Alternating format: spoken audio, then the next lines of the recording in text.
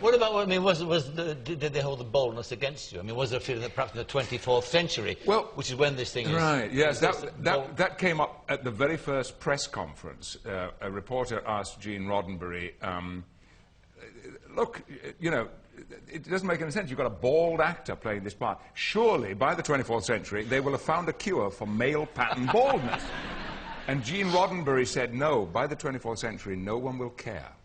Oh, good remark. It was, yeah, it was one of the nicest things that's ever been said about men like me. Well, but nobody cares. You're fashionable now, aren't you? You're in fact ahead of fashion. Yeah, and it was nice for a while when I saw all of these shaved heads, but it began to irritate me, frankly. You know, when somebody has a magnificent head of hair that, honestly, when I was 19, I would have loved to have had. And they shave it all off, and I feel that somehow they're kind of infringing on my territory a little. Is that when you lost your hair, at 19? 19, it all happened within the space of a year. It was horrible. It was horrible. I thought everything was over, especially, you know, one aspect of my life. Ladies. Finished. Was it? Nobody's going to want... Was it? Over? Yeah, and that time, not later. I know it wasn't later, but was it? You know nothing, Michael. You're making it up. No, it actually wasn't. But I felt I was inhibited by it. Yes.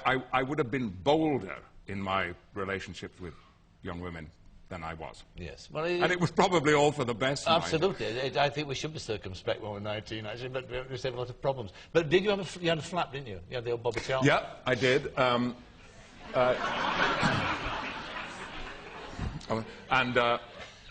I wore hats all the time, caps, especially if it was windy, because, you know, the thing would happen.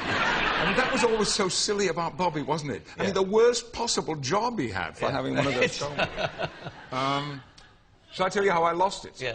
There was a man who had been at school with me, at drama school, Hungarian. He was older than the rest of us. He'd run his own theatre in Budapest, came out in '56. And he was a man of strong personality and a good, loyal friend to me. He was also a judo black belt. He was very short and very powerful. He invited me, and his wife invited me for lunch one day. And we had lunch. It was very nice, bottle of wine. And the two of them got up at the end of the lunch, and I thought they were going to make coffee or something. And all of a sudden, I was grabbed from behind by George, this big, powerful man. And I thought he was playing some kind of game, so I was laughing and joking. And then his wife appeared in front of me with a pair of scissors. And I knew in an instant what she was going to do, and I began to scream and shout, and now it was serious. I was fighting. I mean, I was fighting to keep my appearance, and she lifted it up and she cut it all off. And then George, he worked his way out, still holding me. He came around and he knelt down in front of me and he said, now you be yourself, no more hiding. And he was right, because I used to walk like this.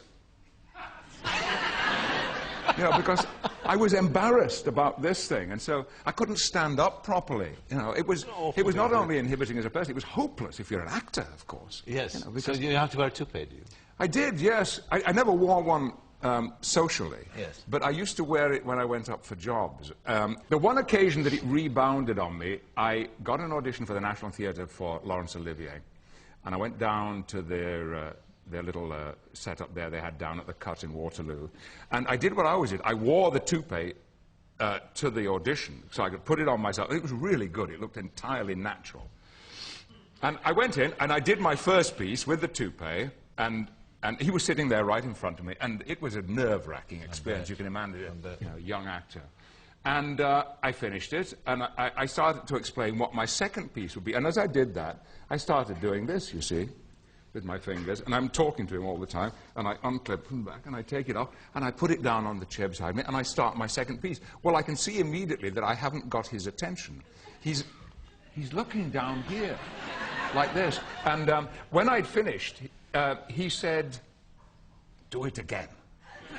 And I said, you want me to do one of the pieces again? He said, no, no, no. Take that off and do it again. Put it on and take it off.